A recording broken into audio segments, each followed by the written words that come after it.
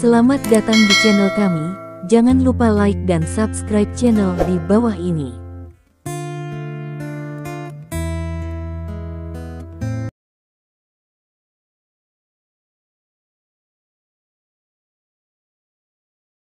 Bab 1681. Mengapa kamu di sini? Stephen Lin bertanya dengan curiga.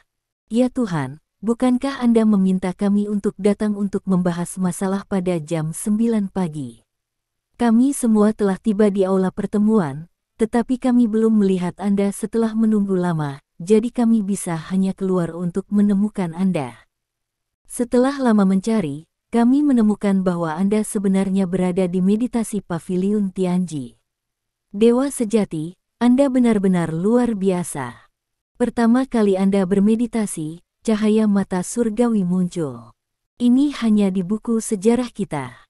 Selama meditasi, ada keajaiban seperti cahaya mata langit. Kamu layak menjadi dewa sejati hidup-hidup, dan kamu telah menguasai 5 mantra di tablet suci dalam 1 hari. Su Wushuang berkata dengan penuh semangat. Apa gunanya itu? Stephen Lin bertanya. Itu tidak direkam. Su Wushuang menggelengkan kepalanya. Oh. Stephen Lin mengangguk, lalu bertanya, jam berapa sekarang? Sudah jam 3 sore, kata Su Wushuang. Sekarang jam 3 sore. Mengapa aku merasa seperti baru saja memejamkan mata sebentar? Stephen Lin bertanya dengan curiga. Meditasi itu seperti ini. Di dunia meditasi, waktu berlalu dengan cepat. Secara umum, meditasi pertama hanya 10 menit, dan bisa memakan waktu lebih dari setengah jam. Meditasi pertamamu seperti ini. Sudah lama sekali, dan aku belum pernah melihatnya, kata Su Wushuang. Begitu, Stephen Lin mengangguk dengan sadar, lalu bangkit dan berkata, ayo pergi ke ruang pertemuan. Petik 2. Ya, tidak lama kemudian, Stephen Lin dan yang lainnya datang ke ruang pertemuan. Ada 2 hal utama yang ingin saya bicarakan dengan Anda hari ini. Hal pertama adalah tentang relokasi. Mengingat Anda telah tinggal di utara, saya berencana untuk memindahkan Anda semua ke ibu kota kekaisaran. Ini mungkin lebih dapat diterima oleh kamu. Cepat, kata Stephen Lin. Kami semua mendengarkanmu, dewa sejati, kata Su Wushuang. Jangan panggil aku dewa sungguhan saat kamu pergi keluar. Kamu bisa memanggilku Raja Naga, Patriark, atau Presiden Lin, apapun. Di dunia luar, takhayul feodal tidak diperbolehkan, kata Stephen Lin. Kalau begitu mari kita panggil kamu Tuhan. Kamu adalah Tuhan yang benar, dan kamu adalah Tuan dari kami semua. Memanggilmu Tuhan dapat mencerminkan identitasmu di satu sisi, dan menunjukkan rasa hormat kami kepadamu di sisi lain. Tetapi jika kamu tidak, bukankah ketika Anda adalah orang luar, kami masih menyebut Anda dewa sejati, kata Su Wushuang. Tidak apa-apa. Stephen Lin mengangguk, dan kemudian berkata, apakah Anda membawa informasi pendaftaran rumah tangga yang saya minta untuk Anda bawa? Petik 2. Ini dia, kata Su Wushuang, mengambil dokumen dari sisinya. Tunjukkan padaku, kata Stephen Lin. Su Wushuang mengangguk, dan menyerahkan dokumen itu kepada Stephen Lin. Stephen Lin melirik dokumen itu. Dokumen ini dengan jelas mencatat beberapa informasi pendaftaran rumah tangga dari klan Xiansheng. Klan Xiansheng telah berlipat ganda hingga sekarang, dan totalnya ada 370 orang, dan 370 orang ini semuanya laki-laki. Mengapa mereka semua laki-laki? Stephen Lin bertanya dengan curiga. Di klan Xiansheng, wanita tidak akan dinaturalisasi, terlepas dari apakah mereka menikah atau menikah, jelas Su Wushuang. Oh, Stephen Lin mengangguk dan terus melihat ke bawah. Selain 370 anggota klan Xiansheng, ada 3 kelompok etnis lain yang berafiliasi. Ketiga kelompok etnis ini terletak di tempat berbeda di Gunung Changbai. Banyak dari kelompok etnis ini telah mengikuti klan Xiansheng sejak lama. Banyak wanita menikah dengan kelompok ini, dan beberapa wanita dari kelompok ini juga menikah dengan manifestasi. Ada banyak orang di ketiga suku ini, menurut catatan, ada sebanyak puluhan ribu orang, dan 2 di antaranya adalah klan besar di desa dan kota setempat. Selain 3 kelompok etnis bawahan, suku suci juga memiliki 1.825 rasul. Para rasul ini tersebar di seluruh negeri dan memiliki identitas yang berbeda. Mereka bertanggung jawab untuk memberikan dukungan material yang cukup untuk klan manifestasi, seperti makanan, kebutuhan sehari-hari, bahkan termasuk pengiriman energi untuk klan manifestasi. Sumber energi utama dalam manifestasi adalah energi matahari, dan perangkat energi matahari ini semuanya apostolik. Saluran manifestasi untuk belajar tentang informasi juga datang dari para rasul. Sederhananya, kelompok tambahan dari manifestasi terutama untuk keragaman gen manifestasi yang cukup, dan para rasul dari manifestasi adalah untuk kehidupan manifestasi yang lebih baik. Namun meski begitu, kehidupan masyarakat Xiansheng masih sangat primitif, seperti banyak desa terpencil di kerajaan naga. Meskipun sudah terhubung dengan listrik bahkan terhubung ke internet, mereka tidak tertarik dengan hal-hal modern tersebut.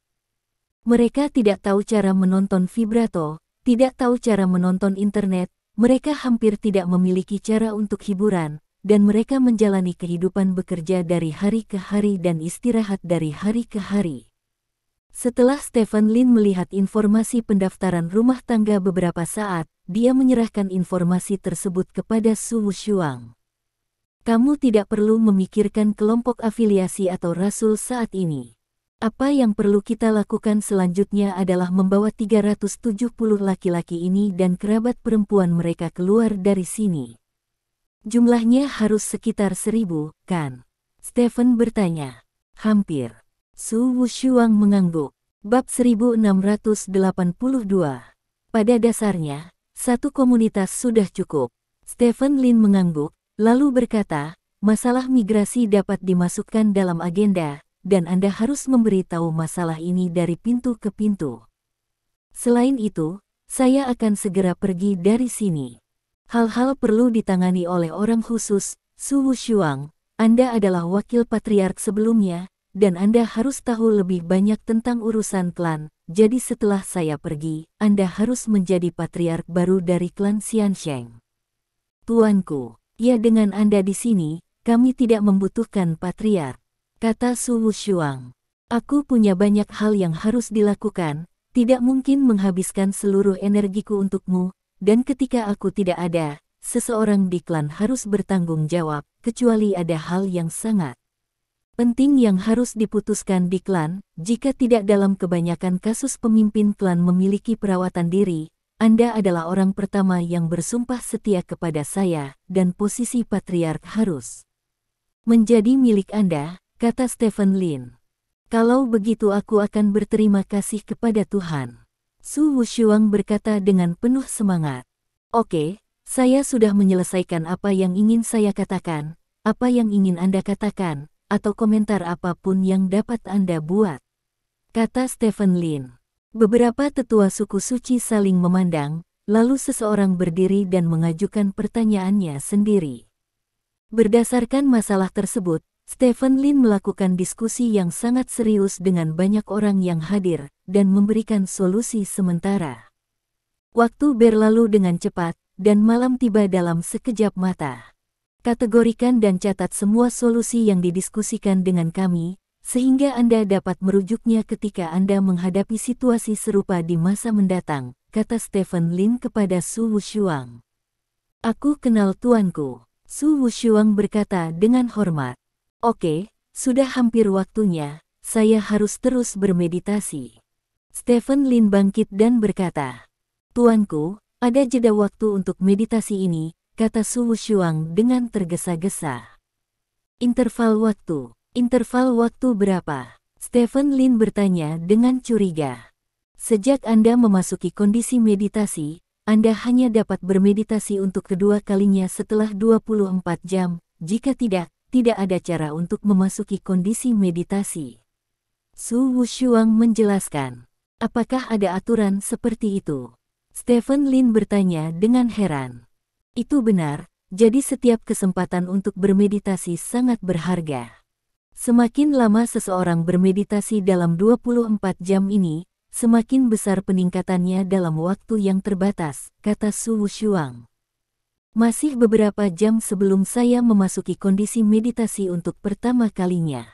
Baiklah, saya akan pergi ke perpustakaan untuk membaca buku, dan saya akan pergi bermeditasi ketika waktunya habis. Kembali dulu, Lin, kata Ziming. Ya, semua orang setuju, membungkuk dan mundur. Stephen Lin tidak tinggal terlalu lama di aula pertemuan, dia langsung pergi ke belakang aula pertemuan, lalu keluar.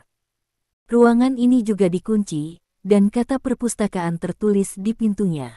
Stephen Lin menggunakan metode lama untuk melepas kunci, dan kemudian masuk ke perpustakaan. Tidak banyak buku di perpustakaan, dan hanya ada rak buku. Stephen Lin berjalan ke depan rak buku dan mengambil sebuah buku dengan santai. Ini adalah buku yang mencatat sejarah klan Xiansheng. Tercatat dalam buku bahwa leluhur klan Xiansheng awalnya adalah manusia, kemudian dia diinstruksikan oleh dewa dan menjadi pejalan dewa sejati di dunia. Oleh karena itu, ketika terjadi bencana di dunia, anggota klan Xiansheng harus turun untuk membantu dunia. Ini adalah isi umum dari keseluruhan buku, dan ada beberapa cerita pendek tentang dewa di dalamnya.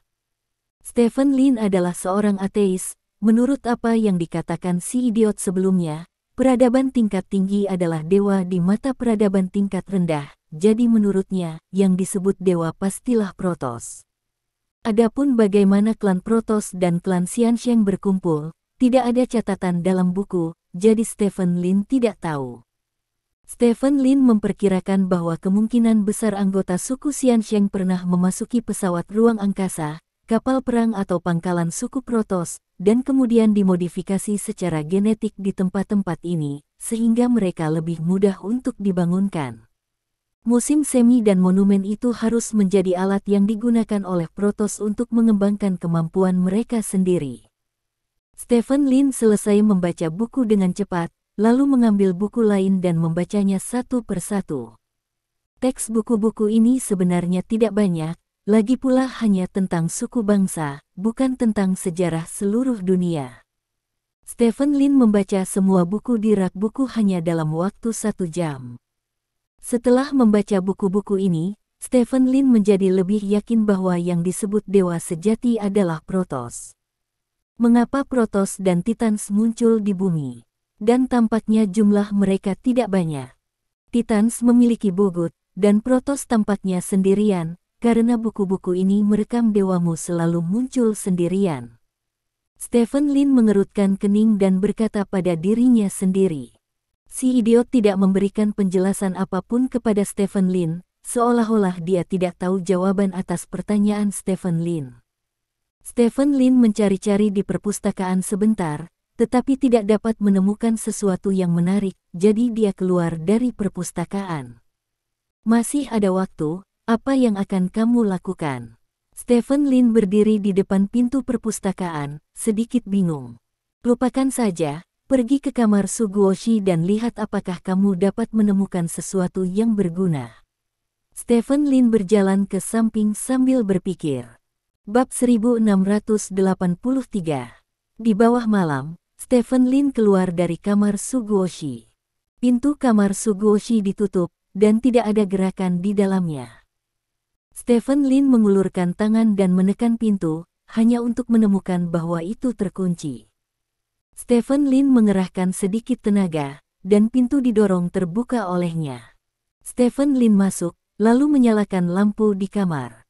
Lampu benar-benar menerangi ruangan. Ini kamar yang sangat mewah, ada tempat tidur besar di tengah ruangan. Ada banyak perabot yang terbuat dari kayu berharga di samping tempat tidur, dan ada juga beberapa peralatan emas yang bersinar. Menurut kebiasaan klan Xiansheng, ketika Su Guoshi meninggal, penggantinya dapat tinggal di ruangan ini yang mewakili identitas patriark, tetapi sekarang dewa sejati seperti Stephen Lin telah muncul, jadi ruangan ini secara alami milik Stephen Lin. Stephen Lin pertama-tama mengobrak-abrik beberapa lemari, tetapi tidak menemukan sesuatu yang berguna. Setelah itu, Stephen Lin langsung membuka Nether Ghost Eyes. Saat berikutnya, Semua yang ada di ruangan itu mulai menjadi transparan di mata Stephen Lin, dan segera, Stephen Lin menemukan ruang tersembunyi. Kompartemen tersembunyi ini terletak di bawah tempat tidur. Stephen Lin memindahkan tempat tidur, lalu mengangkat karpet di bawah tempat tidur. Di tanah, retakan persegi bisa terlihat samar-samar. Stephen Lin tidak repot-repot menemukan kuncinya, jadi dia langsung meninju tanah. Pintu kompartemen rahasia dilubangi oleh Stephen Lin, dan kemudian Stephen Lin mengeluarkan buklet dari kompartemen rahasia. Pamflet itu terlihat berumur tertentu, sangat tua, dengan beberapa kata tertulis di pamflet itu. Perintah rahasia Patriark. Petik 2. Semangat Stephen Lin segera terangkat oleh beberapa kata ini, dan dia langsung membuka pamflet itu. Stephen Lin terkejut saat melihat halaman pertama. Di halaman pertama ada gambar, yang sebenarnya adalah benda mirip stalaktit di atas mata air es yang sangat dingin, dan di bagian bawah gambar ini, sebenarnya tertulis cara pemasangan benda itu. Temukan setetes air, masukkan benda ini ke dalamnya, dan mata air es yang sangat dingin akan terus mengalir keluar. Petik 2. Melihat kalimat ini, Stephen Lin merasakan pencerahan. Sekarang dia akhirnya mengerti mengapa klan Xiansheng telah bermigrasi ke beberapa tempat selama bertahun-tahun, dan mata air es yang sangat dingin selalu ada di klan Xiansheng. Sungguh berani, stalaktit di atas mata air es yang sangat dingin inilah yang menghasilkan mata air es yang sangat dingin. Selama Anda membawa benda itu, cari tempat di mana ada air yang menetes. Dan masukkan, air akan diolah menjadi mata air es yang sangat dingin. Bukankah ini pengolah air es sialan? Jika Anda menemukan seorang wanita dan meminta wanita itu untuk membawa barang ini, lalu... Tidak, terlalu berani. Stephen Lin menggelengkan kepalanya, tidak berani berpikir terlalu banyak. Stephen Lin menggulir ke bawah lagi, dan kemudian melihat instalasi dan instruksi penggunaan beberapa hal, seperti monumen di gereja dan beberapa monumen di paviliun Tianji. Semua monumen ini dapat dilepas, tetapi metode pembongkarannya dicatat dalam perintah rahasia Patriark ini, dan hanya Patriark yang dapat mengetahui metode pembongkarannya. Buklet ini sangat penting bagi klan suci. Ini dianggap sebagai objek suci klan suci.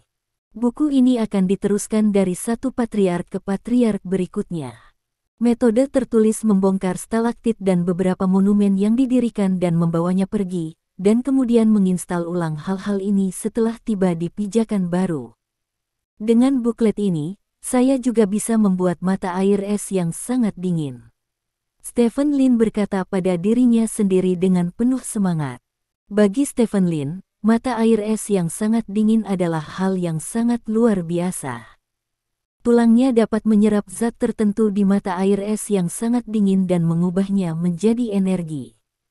Kolam mata air es yang sangat dingin dapat membantunya sepenuhnya. Kemajuan energi telah meningkat dari 3% menjadi 20%.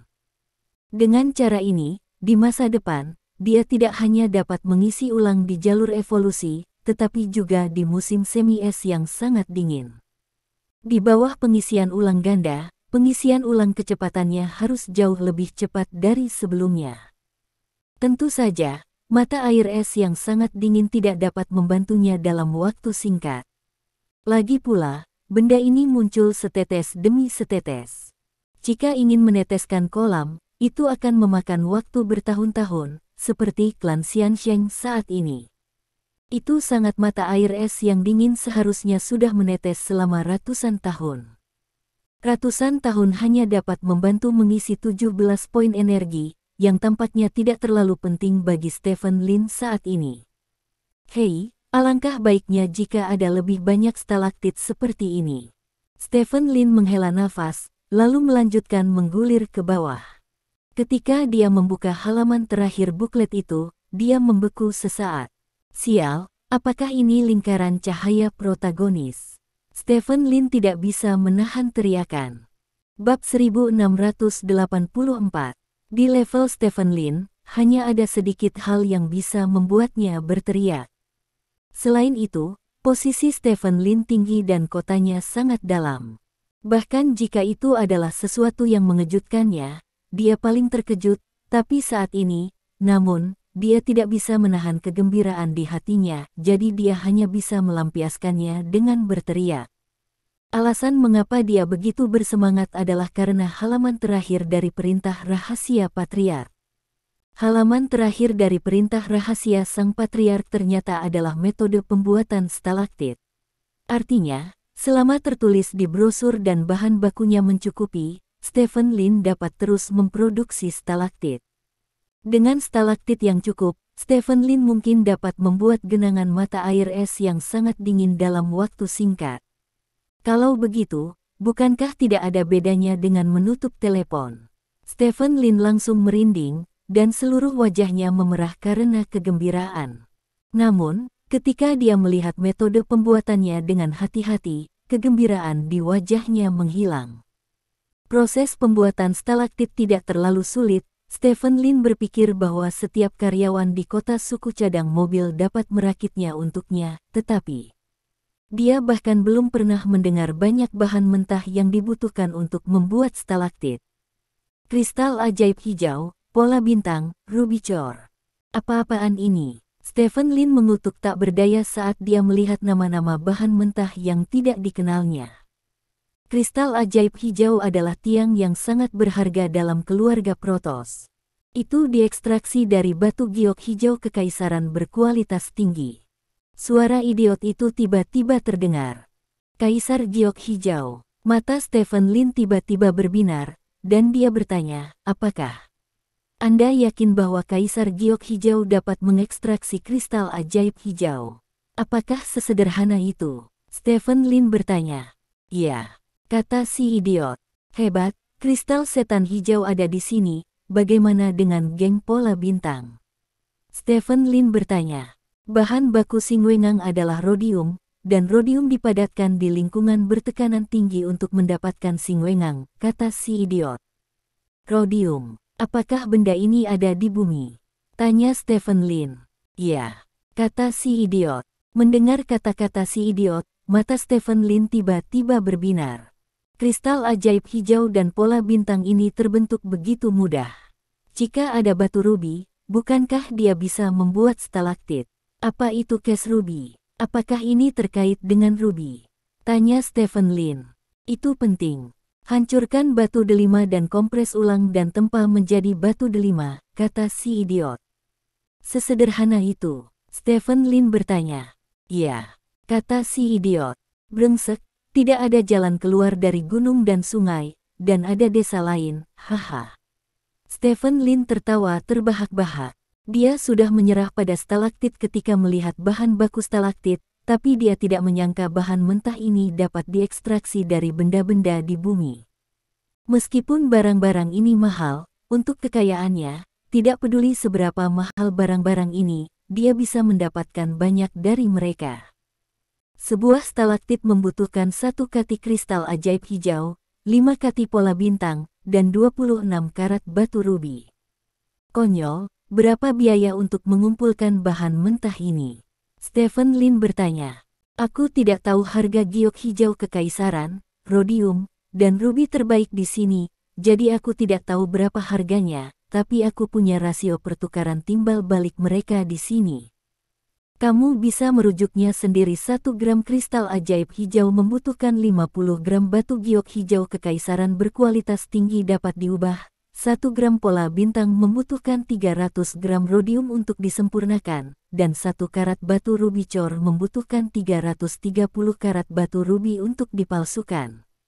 Kata si idiot. Dengan kata lain, perkiraan biaya stalaktit adalah 25.000 gram batu giok hijau kekaisaran kelas atas, 750.000 gram rhodium, dan 8.580 karat ruby, bukan? Stephen Lin bertanya kepada jalan. Ya, mungkin, kata si idiot. Ini. Stephen Lin merasa tenggorokannya sedikit kering. Dia tidak tahu berapa gram hijau kekaisaran terbaik, atau berapa gram rhodium, apalagi berapa karat ruby adalah mengetahui bahwa ini adalah jumlah astronomi. Jangan khawatir tentang itu untuk saat ini, mari kita lihat setelah kita keluar. Stephen Lin berpikir sambil menjaga perintah rahasia patriark, lalu berbalik dan meninggalkan kamar Suguoshi, dan berjalan menuju paviliun Tianji. Ketika Stephen Lin terbangun dari paviliun Tianji lagi, itu sudah keesokan harinya. Karena Stephen Lin telah memberitahunya sebelumnya, ketika Stephen Lin bangun hari ini, dia tidak dikelilingi oleh orang-orang seperti kemarin. Stephen Lin berdiri dan menggeliat. Ada suara berderak dari tubuhnya. Ini sangat keren. Stephen Lin hanya merasa bahwa seluruh orang itu sangat nyaman, dan mata serta telinganya jernih, dan afinitasnya terhadap energi gelap tampaknya dinaikkan ke tingkat yang lebih tinggi. Stephen Lin mencoba menyentuh energi gelap, tetapi sayangnya, dia masih berada pada level di mana dia bisa merasakannya tetapi tidak bisa menyentuhnya. Tampaknya kebangkitan 3 kali lipat ini tidak mudah. Stephen Lin menghela nafas, lalu turun dan berjalan menuju ruang pertemuan. Bab 1685. Tuanku. Orang-orang yang sudah berkumpul di ruang konferensi berteriak keras setelah melihat Stephen Lin. Bagaimana Anda melakukan apa yang diminta untuk Anda lakukan? Stephen Lin bertanya. Tuanku, saya telah memberitahu seluruh keluarga bahwa setiap orang sangat ingin pergi ke dunia sekuler bersama tuanku, kata Su Wushuang. Tidak apa-apa. Stephen Lin mengangguk dan berkata, namun, migrasi seluruh klan adalah peristiwa besar. Saya harus keluar dulu dan mengatur agar Anda bermigrasi setelah saya membuat semua persiapan. Selama periode waktu ini, urusan klan, aku akan menyerahkannya padamu, Wushuang dulu. Petik 2. Aku pasti tidak akan mengecewakan kepercayaan Tuan. Su Wushuang berkata dengan hormat. Tidak apa-apa, sebelum gelap, aku akan turun gunung dulu, kamu tunggu saja kabarku. Kata Stephen Lin. Apakah Tuhan terburu-buru untuk pergi? Su Wushuang bertanya. Belum terlambat. Aku punya banyak hal yang harus dilakukan. Lebih baik membereskan masalah ini lebih cepat, kata Stephen Lin. Kalau begitu kami akan mengantarmu pergi, kata Su Wushuang. Kamu tidak perlu mengirim semua orang, Wushuang, kamu bisa mengirimku turun gunung, kata Stephen Lin. Tidak apa-apa, tuanku. Aku akan membawamu menuruni gunung, kata Su Wushuang. Stephen Lin mengangguk, lalu meninggalkan ruang pertemuan bersama Su Wushuang. Aku akan mengucapkan selamat tinggal pada istriku dulu, kamu tunggu aku di sini, kata Stephen Lin kepada Su Wushuang. Oke, Su Wushuang mengangguk. Setelah itu, Stephen Lin berbalik dan menanyakan di mana Su Qing tinggal. Ketika saya datang ke kediaman Su Qing sedang menanam sayuran, Su Wenwen berada di samping Su Qing untuk membantu, dan keduanya dapat bekerja sama. Tuan. Stephen Lin berjalan ke tepi ladang sayur dan berteriak. Apakah kamu akan turun gunung? Su Qing bertanya. Yah, aku siap turun gunung. Wenwen, apakah kamu akan turun gunung bersamaku sekarang, atau kamu akan turun gunung bersama orang lain dalam beberapa hari? Tanya Stephen Lin. Aku akan memberikannya beberapa hari, aku ingin tinggal bersama ibuku selama beberapa hari lagi, kata Su Wenwen. Yah, setelah beberapa saat, klan Xiansheng akan pindah dari Gunung Changbai, dan kamu bisa bersama mereka ketika saatnya tiba, dan istrimu, kamu juga, kata Stephen Lin. Tanpa diduga, kamu hanya datang ke sini selama beberapa hari, dan kamu membiarkan orang-orang Xiansheng meninggalkan tempat ini di mana mereka telah tinggal selama ratusan tahun, kata Su Qing dengan emosi. Jika mereka tetap tertutup di gunung ini, bahkan jika ada rasul dan kelompok yang berafiliasi, klan Xiansheng pada akhirnya akan dilenyapkan oleh dunia ini, kata Stephen Lin. Saya mengerti kebenaran dari apa yang Anda katakan, tetapi saya merasa sedikit emosional di hati saya, kata Su Qing. Tuan, Wenwen, kalau begitu aku akan turun gunung dulu, kata Stephen Lin.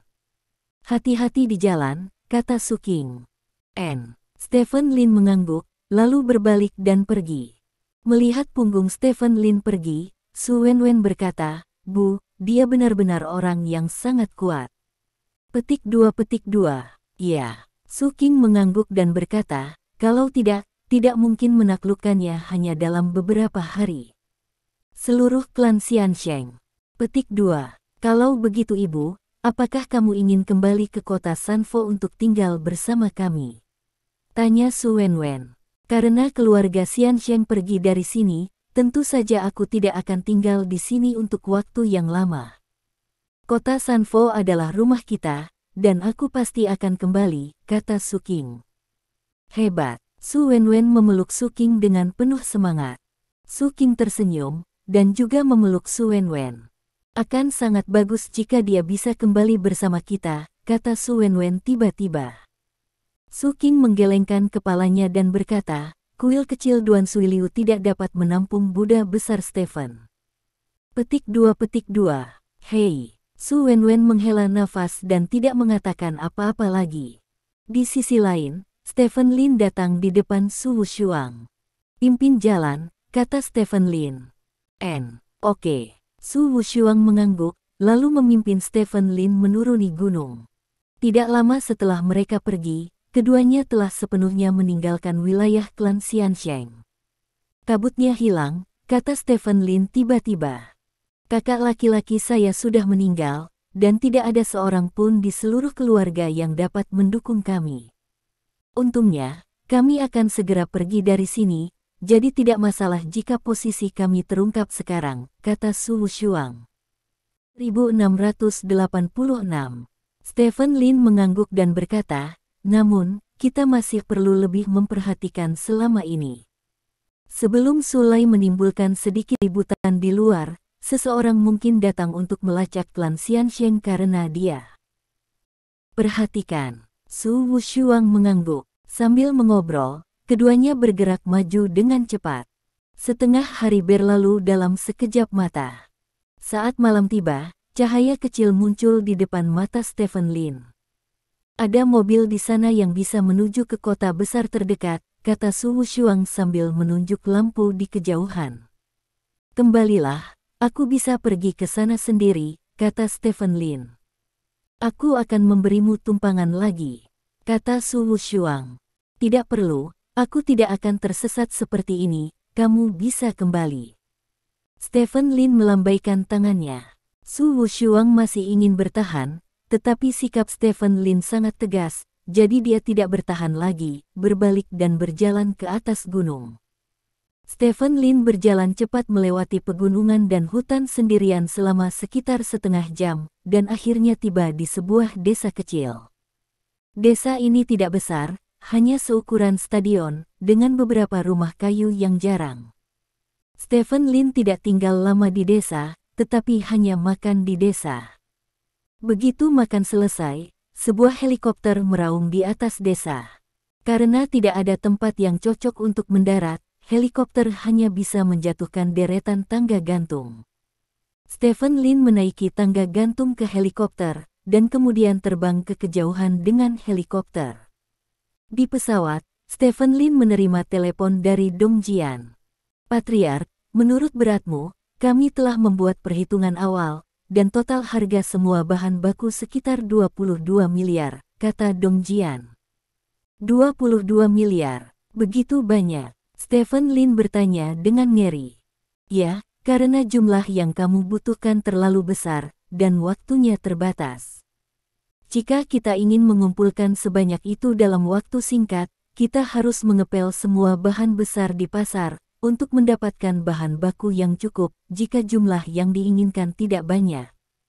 Kami dapat mengumpulkan sisa-sisa yang tidak dapat diproses dan dijual di pasar. Harga sisa ini sangat berbeda dengan bahan besar hijau mungkin hanya berharga 30.000 hingga 20.000 yuan, tetapi jika itu adalah seluruh 10 gram hijau kekaisaran, harganya akan lebih dari 2 hingga 3 juta.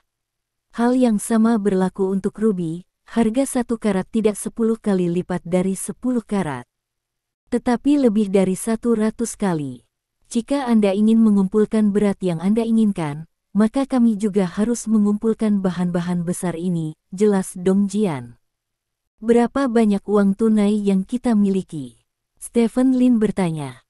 Saat ini kami memiliki sekitar 150 miliar uang tunai, kata Dong Jian. Berapa banyak yang bisa digunakan? Stephen Lin bertanya lagi. Jumlah yang dapat digunakan sekitar 100 miliar. Kita harus memiliki cadangan kas sekitar 50 miliar, sehingga kita dapat menghadapi segala risiko yang mungkin terjadi, kata Dong Jian. 100 miliar. 22 miliar untuk satu bagian, paling banyak Anda bisa mendapatkan 5, dan 5 tidak ada artinya, kata Stephen Lin dengan cemberut. Jika waktu Anda tidak terburu-buru, saya menyarankan agar kami bekerja sama dengan toko perhiasan besar di seluruh dunia untuk membeli barang bekas dari mereka. Mereka pasti sangat senang menjual barang bekas yang tidak berharga itu kepada kami, sehingga kami dapat mengurangi biaya secara besar-besaran, tetapi itu akan memakan waktu lama, kata Dong Jian. Berapa lama? Stephen Lin bertanya. Mungkin butuh lebih dari sebulan, atau bahkan lebih lama. Jika biaya 22 miliar digunakan, pengumpulan bahan mentah dapat diselesaikan dalam beberapa hari, kata Dong Jian. Kalau begitu luangkan waktu lebih lama untuk mengumpulkan sisa-sisa itu, kata Stephen Lin. Baginya, 22 miliar bukanlah harga yang setinggi langit, tetapi jika jumlah stalaktit tidak cukup, itu tidak ada artinya. Tidak terlalu besar, jadi biaya harus dikurangi. Jika biaya dapat dikurangi setengahnya, maka dia dapat menghasilkan setidaknya 10 stalaktit. Dengan cara ini, akumulasi mata air es yang sangat dingin yang dapat diselesaikan dalam ratusan tahun dapat diselesaikan dalam waktu lebih dari 10 tahun. Ketika saatnya tiba untuk menempatkan stalaktit ini ke jalur evolusi, hanya perlu beberapa hari selama lebih dari 10 tahun. Awalnya, ketika Stephen Lin memasuki jalur evolusi, dia hanya dapat menyimpan sekitar 3% energinya, tetapi sekarang dia memiliki mata air es yang sangat dingin, penyimpanan energinya untuk satu jalur evolusi dapat mencapai sekitar 17%. Dengan hanya sedikit peluang untuk membuka jalur evolusi, niscaya akan meningkatkan efisiensi jalur evolusi ke level tertinggi. Helikopter meraung ke kota besar terdekat. Pada saat yang sama, di bawah instruksi Dong Jian, Departemen Bisnis Grup Lin mulai menghubungi produsen perhiasan utama dunia. Produsen perhiasan ini sangat senang ketika mereka menerima surat bisnis dari Grup Lin, karena Grup Lin sekarang menjadi salah satu dari 5 grup besar teratas di seluruh negara naga, dengan total volume lebih dari 2 triliun yuan. Untuk setiap produsen perhiasan. Namun, ketika produsen perhiasan ini mengetahui tentang niat sebenarnya dari Grup Lin, mereka semua tercengang. Zaman sekarang masih ada yang mau beli barang bekas. Apa itu memo? Yang disebut bahan sisa adalah bahan yang terpotong saat mengukir batu giok kasar. Bahan-bahan tersebut hanya dapat digunakan untuk mengolah beberapa gadget yang nilainya kecil, bahkan ada yang tidak dapat diproses dan nilainya tidak terlalu tinggi. Umumnya, produsen perhiasan ini menjual bahan sisa ini ke pasar tingkat rendah dengan harga murah, dan pasar tingkat rendah memproses barang-barang ini, lalu menjualnya untuk kedua kalinya, untuk mendapatkan nilai sisa akhir. Orang kaya sama sekali tidak menyukai hal-hal ini, jadi ketika Lins Group mengusulkan untuk membeli barang-barang ini, semua produsen perhiasan besar menganggap Lins Group gila. Namun, setelah banyak pertanyaan, produsen perhiasan besar akhirnya memastikan bahwa Grup Lin benar-benar ingin membeli barang bekas tersebut. Saat ini, suasana seluruh pasar permata tiba-tiba menjadi aneh. Bab 1687. Modal Kekaisaran. Ini adalah hari pertama Stephen Lin kembali ke ibu kota kekaisaran. Stephen Lin datang ke perusahaan pagi-pagi sekali, dan kemudian melihat sekretaris kecil yang cantik, Zhao Meng. Zhao Meng mengenakan gaun seragam ol merah muda, dan rambutnya yang panjang diikat menjadi kuncir kuda dengan pita merah muda di sisi kuncir kuda. "Mengapa kamu begitu feminin hari ini?" Stephen Lin bertanya dengan heran. "Aku tidak setua itu, oke, aku hanya berpikir bahwa apa yang aku kenakan sebelumnya agak kuno, jadi aku mengubahnya hari ini, apakah aku masih bisa menontonnya?" Zhao Meng bertanya dengan sedikit gugup.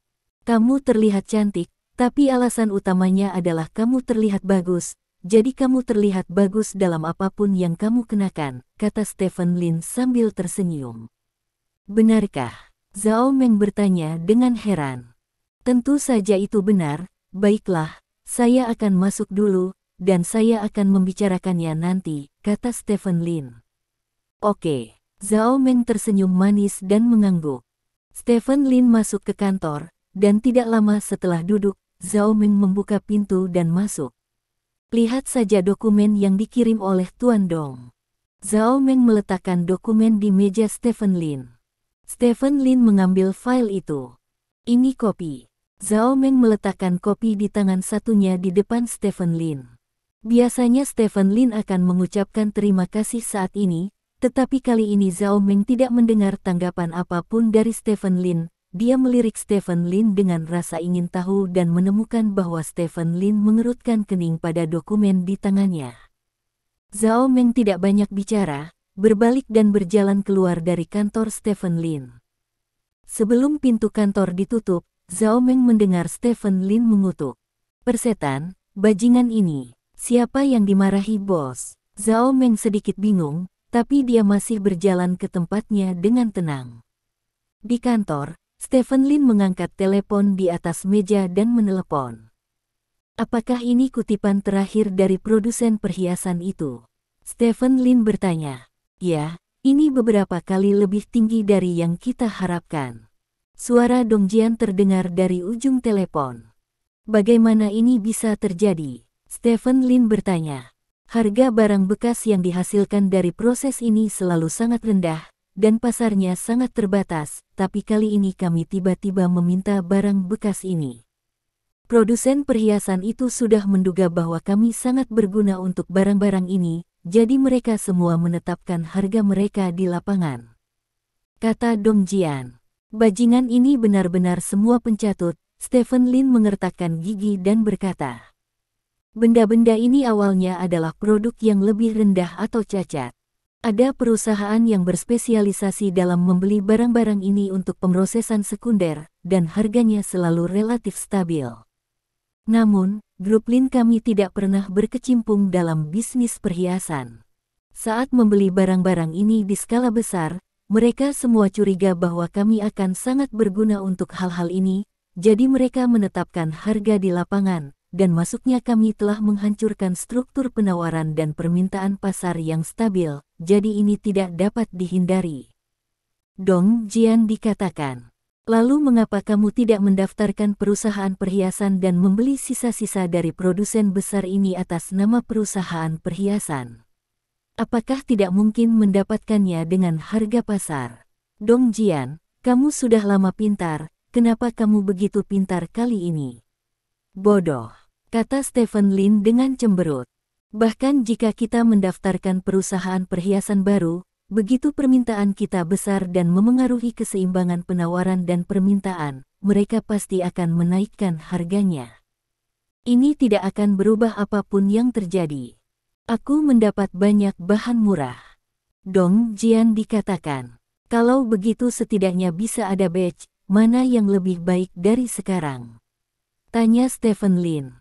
Tapi tujuan akhir saya bukan hanya untuk menerima potongan murah, tetapi juga untuk menerima potongan dan potongan yang jauh lebih rendah dari harga saat ini, kata Dong Jian. Apakah kamu gila? Mengapa kami menerima barang yang jauh lebih rendah dari harga saat ini? Bukannya kamu belum melihat bahan yang kamu kirimkan? Harganya beberapa kali lebih tinggi dari harga aslinya.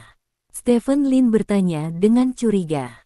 Ini persis situasi yang ingin saya lihat saat ini, kata Dong Jian.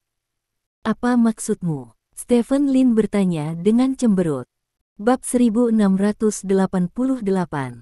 Faktanya, setelah mempertimbangkan dengan hati-hati, saya akhirnya mengeluarkan permintaan akuisisi kepada para pembuat perhiasan atas nama grup, dan dalam permintaan akuisisi, saya meningkatkan permintaan kami beberapa kali. Itulah sebabnya mereka berani menjual di akar penyebab begitu banyak kenaikan harga di malam hari, kata Dong Jian.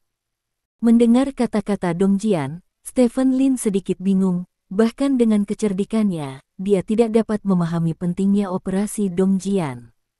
Memberi tahu orang lain bahwa Anda memiliki permintaan yang kuat untuk barang-barang ini, bukankah akan lebih mudah bagi orang untuk menaikkan harga? Saya pikir Anda harus memberi saya penjelasan yang baik, jika tidak saya akan merasa seperti orang bodoh. Saya yakin Anda pasti memiliki tujuan untuk melakukan ini, kata Stephen Lin. Ya, saya meningkatkan permintaan kami, sehingga mereka memiliki cukup keberanian untuk duduk di tanah dan menaikkan harga, dan, sejauh yang saya tahu, perhiasan top dunia sekarang telah berhenti memasok bahan ke toko perhiasan lapis kedua. Tujuan memulai untuk menimbun berarti menjual semua bahan sisa kepada kami dengan harga yang sangat tinggi, kata Dongjian. Lalu, Stephen Lin bertanya, kemudian, orang-orang kami akan pergi ke kantor produsen perhiasan besar di Longguo untuk menandatangani perjanjian pembelian dengan produsen perhiasan ini sebelum hari ini, dan kami akan membeli bahan mentah ini dengan harga saat ini, kata Dongjian. Kalau begitu kita akan menderita kerugian besar. Stephen Lin bertanya, Patriark, jika itu kamu dan seseorang memintamu untuk membeli sesuatu, bahkan setelah kamu menawarkan beberapa kali harga aslinya, pihak lain akan tetap menyetujui hargamu tanpa ragu, apa yang akan kamu lakukan? Tanya Dongjian. Maka saya pasti akan terus menaikkan harganya.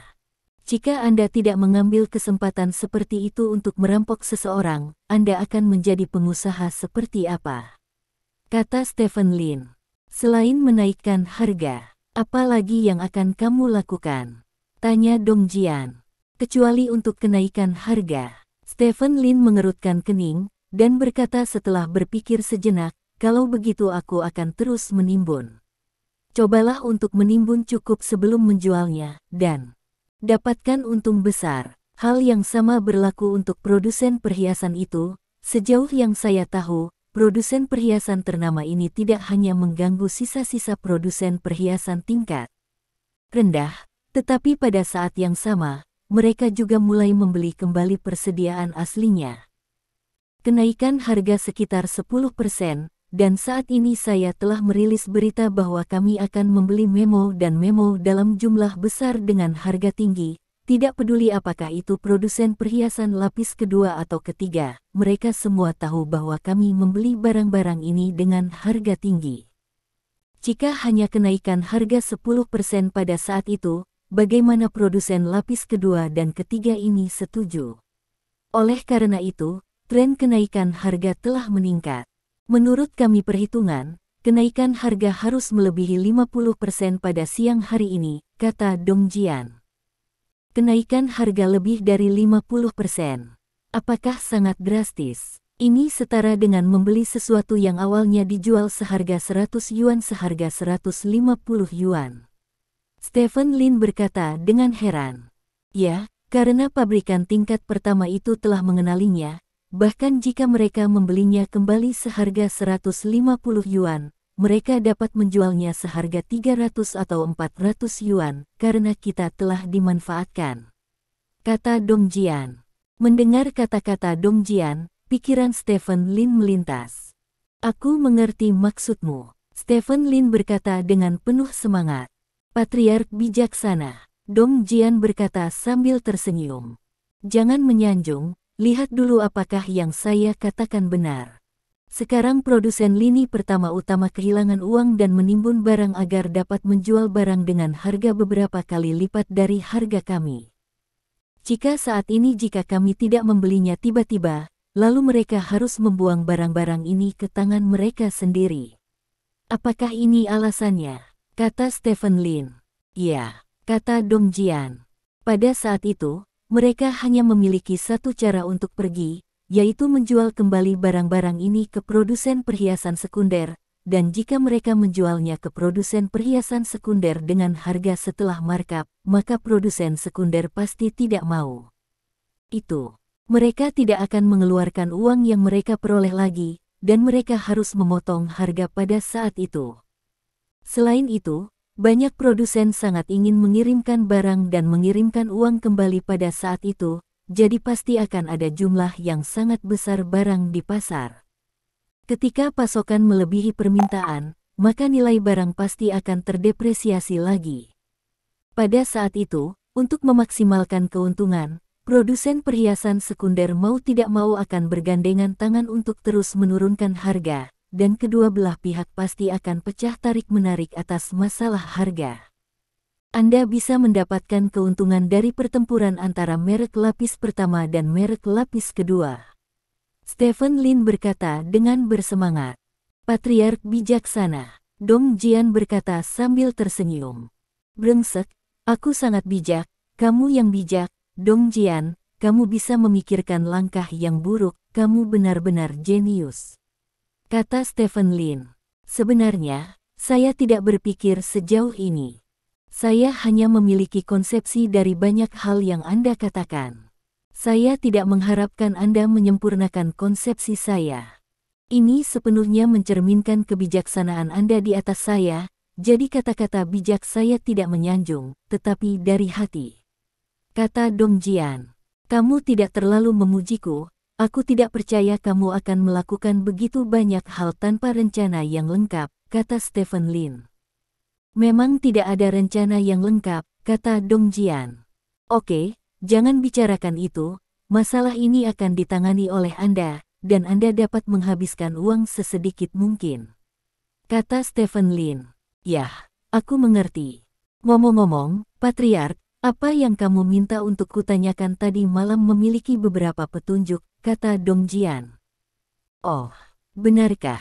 Stephen Lin bertanya dengan heran. Ya, tempat itu berjarak lebih dari 1 kilometer dari area villa keluarga Lin kami. Real estate telah ditutup setahun yang lalu, tetapi karena bos menyinggung seseorang, tidak dapat menjual ke dunia luar.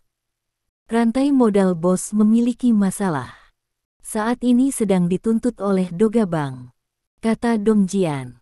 Tersinggung seseorang. Siapa yang kamu sakiti? Stephen Lin bertanya dengan rasa ingin tahu. Li Xin, patriark dari keluarga Li. Petik 2. Bab 1689. Li Xin. Stephen Lin sedikit terkejut, karena Li Xin adalah kenalan lamanya. Ada 4 keluarga besar di ibu kota kekaisaran, keluarga Lin, keluarga Chen, keluarga Zhao, dan keluarga Li. Di antara mereka, keluarga Chen memiliki hubungan paling dekat dengan keluarga Zhao dan keluarga Lin. Keluarga Zhao Zhao Tuntian dan Stephen Lin adalah saudara, dan keluarga Chen Chen Pingan dan Stephen Lin juga berteman dekat.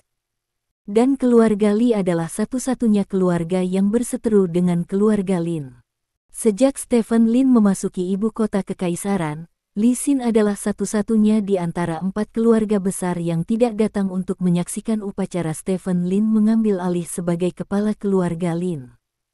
Li Xin juga relatif dekat dengan King Mutang aslinya, jadi selama periode kebangkitan Stephen Lin, Li Xin selalu menjadi karakter seperti penjahat. Tentu saja, Li Xin ini juga sangat pintar, dan tidak terlalu banyak berpartisipasi dalam perang antara Stephen Lin dan King Mutang, dan setelah Stephen Lin berhasil memusnahkan King Mutang, Li Xin pernah datang untuk memberi selamat kepada Stephen Lin secara langsung, dan saya juga meminta maaf kepada Stephen Lin, jadi Stephen Lin tidak menyelesaikan akun dengan Li Xin Qiu, dan hubungan antara keluarga Lin dan keluarga Li pada dasarnya tidak asin atau lemah. Yang tidak dia duga adalah dia akan mendengar nama Li Xin lagi dari mulut Dong Jian hari ini. Sejujurnya, nama ini agak aneh baginya sekarang. Mengapa bos itu menyinggung Li Xin? Stephen Lin bertanya dengan rasa ingin tahu. Saya mendengar bahwa selama forum ekonomi, Li Xin, sebagai pembicara tamu forum, datang ke panggung untuk berbicara tentang blockchain dan mata uang virtual, tetapi bos tidak setuju dengan apa yang dikatakan Li Xin, jadi dia berbicara dengan Li Xin di tempat. Ada beberapa perselisihan, dan kemudian real estate bos diblokir ketika dia melamar pembukaan penjualan, kata Dong Jian. Apakah kamu terjebak selama setahun? Stephen Lin bertanya. Yah, jika kamu tidak bisa mendapatkan uangnya kembali selama setahun, bos itu diambang kebangkrutan, kata Dong Jian. Benar-benar sial. Tidak baik menyinggung siapapun. Menyinggung Li Xin. Setelah beberapa saat, Anda dapat mengirimkan saya lokasi real estate. Saya akan pergi dan melihat-lihat, kata Stephen Lin. Oke, kata Dong Jian. Itu saja untuk saat ini, beritahu saya segera setelah Anda mendapat kabar baik, kata Stephen Lin, dan menutup telepon. Lebih dari 1 jam berlalu dalam sekejap mata. Stephen Lin sedang bekerja di kantor, dan di luar kantor, Zhao Meng mengatur rencana perjalanan Stephen Lin sepanjang hari. Saat ini, Zhao Meng mendengar langkah kaki datang dari depan. Zhao Meng mendongak dan melihat seorang wanita yang sangat tampan berjalan ke arahnya. Zhao Meng berdiri dan berjalan menuju lawan, menghentikannya. Halo, bolehkah saya bertanya siapa yang kamu cari? Zhao Meng bertanya. Saya mencari Stephen Lin, jawab pihak lain. Mencari bos kami. Apakah Anda punya janji? Tanya Zhao Meng. Tidak perlu membuat janji, aku masuk dan menemukannya, kata pihak lain, berjalan maju. Zhao Meng sedikit mengernyit, mundur beberapa langkah dan memblokir lawan lagi. Kita perlu membuat janji untuk bertemu bos kita. Jika Anda adalah teman bos kami, Anda dapat menyebutkan nama Anda, dan saya akan memberi tahu bos. Jika bos mengenal Anda dan bersedia bertemu dengan Anda, dia akan dengan sendirinya membiarkan kamu masuk. Sekarang kamu belum bisa masuk, kata Zhao Meng. Hah? Pihak lain mengangkat alisnya dan menatap Zhao Meng dengan penuh minat. Zhao Meng mengecilkan lehernya sedikit. Untuk beberapa alasan, dia merasakan paksaan ketika dia dilihat oleh pihak lain. Ini membuat Zhao Meng sangat terkejut. Wanita di depannya tampak seperti berusia 30-an. Bagaimana dia bisa membuat dirinya merasa tertindas? Apakah kamu Zhao Meng? Kata pihak lain tiba-tiba. Ya, ini aku. Zhao Meng mengangguk. Pantas saja kakakku yang idiot jatuh cinta padamu, apalagi tampan, kamu cukup teliti, kata pihak lain sambil tersenyum. Kakak laki-lakimu. Zhao Meng menatapnya dengan curiga. Kakak laki-lakiku bernama Zhao Yin, orang yang hampir membawamu pergi ketika dia datang ke sini terakhir kali, kata pihak lain. Orang itu, Zhao Meng tiba-tiba menyadari. Sekarang, bolehkah aku masuk? Zhao Cucu menyipitkan mata ke arah sekretaris Ping cantik di depannya dan bertanya. Itu adalah adik perempuan Zhao Yin, Zhao Cucu yang tiba-tiba muncul di depan kantor Stephen Lin. Tidak. Zhao Meng menggelengkan kepalanya dan berkata, saya bisa masuk dan melapor ke bos kami, tetapi Anda harus menunggu di sini sebentar. Apakah Anda mempersulit saya? Zhao. Bab 1690. Cucu memandang Zhao Meng dengan cemberut. Ayolah, saya sudah pindah dari saudara laki-laki saya yang bodoh. Wanita di depan saya tahu untuk membiarkannya masuk jika dia punya otak. Tetapi dia benar-benar mengatakan bahwa dia ingin memberitahu Stephen Lin, jadi ini sedikit upaya yang disengaja untuk mempersulit. Tidak, saya hanya melakukan pekerjaan rutin. Zhao Meng menggelengkan kepalanya. Sejujurnya, dia benar-benar bermaksud mempermalukan Zhao Cucu, karena Zhao Yin menyebabkan dia diusir oleh Stephen Lin untuk sementara waktu, dan Zhao Cucu ini adalah adik perempuan Zhao Yin. Jadi tidak mungkin adik perempuan dari orang seperti itu bisa melakukannya. Menjadi seperti ini masuk ke kantor bosnya dengan mudah, kan?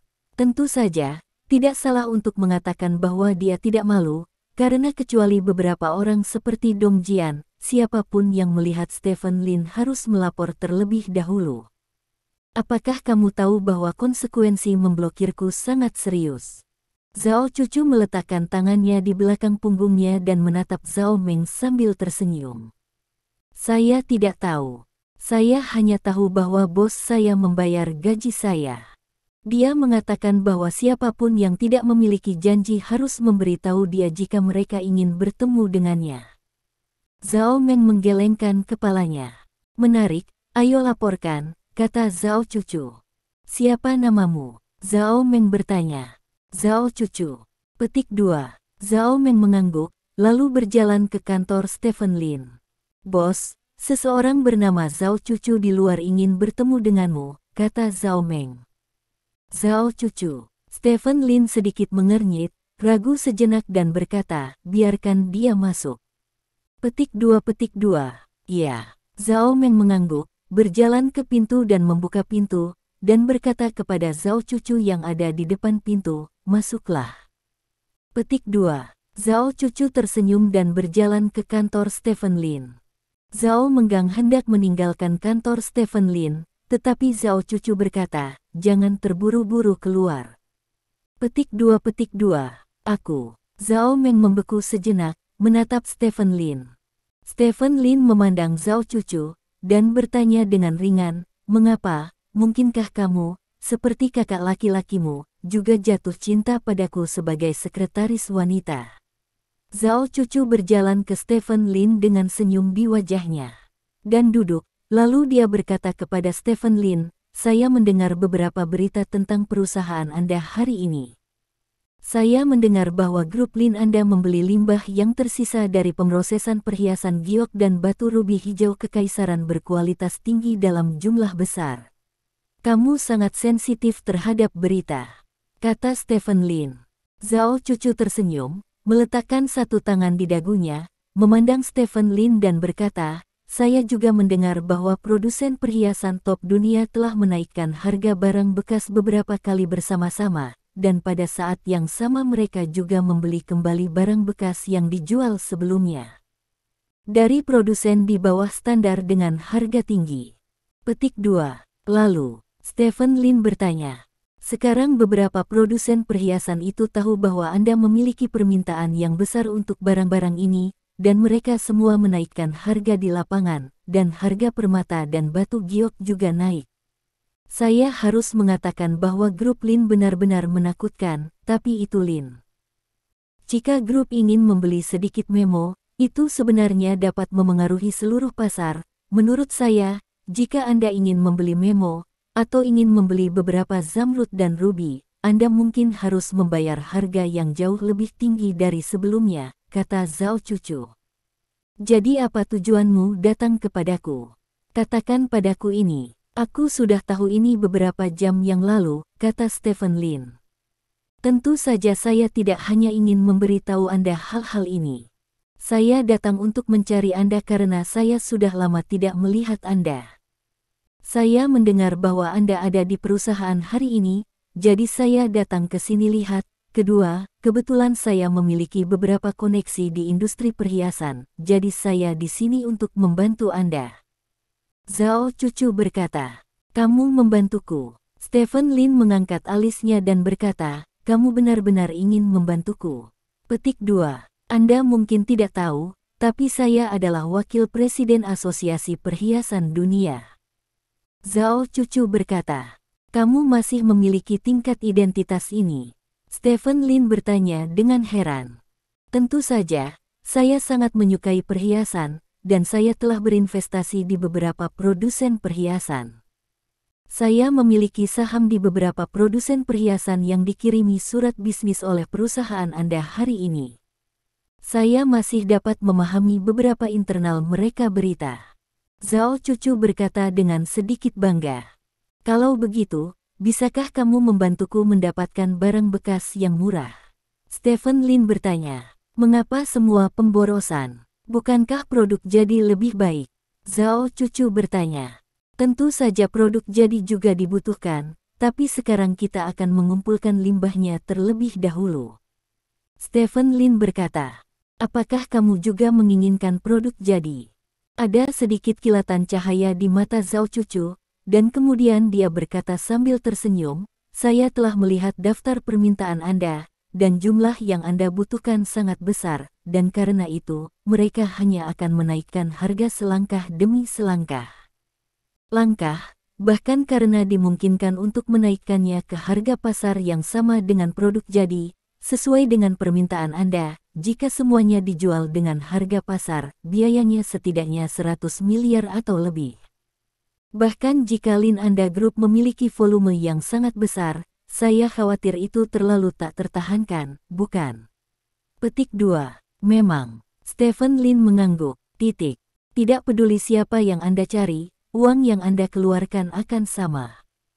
Namun, Jika saya meminta mereka untuk memberi saya muka dan membuat kesepakatan dengan Anda dengan harga saat ini, bukan tidak mungkin. Zhao Cucu berkata. Apakah wajahmu begitu besar? Stephen Lin bertanya dengan heran. Perhiasan Longguo dan pasar batu giok menyumbang 50% pangsa dunia. Apakah Anda tahu mengapa saya dapat memiliki saham di perusahaan itu? Itu karena mereka ingin memakan kue pasar Longguo, jadi mereka memberi saya saham itu, dan saya bertanggung jawab untuk membantu mereka menyelesaikan beberapa kendala. Apakah Anda mengerti maksud saya? Kata Zhao Cucu. Mengerti. Stephen Lin mengangguk, dan kemudian bertanya, jika aku ingin kamu membantuku, berapa harga yang harus aku bayar? Mendengar kata-kata Stephen Lin, mulut Zhao Cucu meringkuk, memperlihatkan senyum puas. Dia menunjuk ke Zhao Meng dan berkata, aku ingin kamu melakukan sesuatu untukku. Hal pertama adalah memecat wanita ini. Aku sangat membencinya dan tidak ingin dia muncul di sisimu lagi. Petik 2. Bab 1691. Zhao Cucu mengucapkan kalimat ini dengan senyum di wajahnya, seolah-olah dia sedang membicarakan sesuatu yang sangat memuaskan. Namun, begitu dia mengatakan ini, ekspresi Zhao Meng berubah. Dia tidak pernah menyangka wanita ini akan meminta Stephen Lin untuk memecatnya hanya karena rutinitasnya sendiri.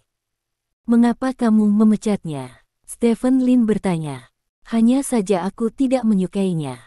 Di level kita bisa melakukan apapun yang kita inginkan. Mengapa kita membutuhkan begitu banyak? Kata Zhao Cucu sambil tersenyum. Pasti ada alasan untuk semuanya, kata Stephen Lin. Saya jarang membutuhkan alasan untuk melakukan sesuatu. Ini semua tentang suka dan tidak suka saya. Mengapa, Stephen Lin, sulit bagi Anda untuk memecatnya? Tanya Zhao Cucu. Tidak terlalu sulit untuk memecatnya. Stephen Lin menggelengkan kepalanya. Mendengar kata-kata Stephen Lin, Zhao Meng menjadi pucat. Namun, saya tidak ingin memecatnya, kata Stephen Lin tiba-tiba dengan senyum di wajahnya. Wajah pucat Zhao Meng memerah seketika, dia memandang Stephen Lin dengan gembira, kegembiraan di hatinya tidak bisa dijelaskan dengan kata-kata. Mengapa? Zhao Cucu bertanya. Terima kasih. Sampai jumpa di bab selanjutnya.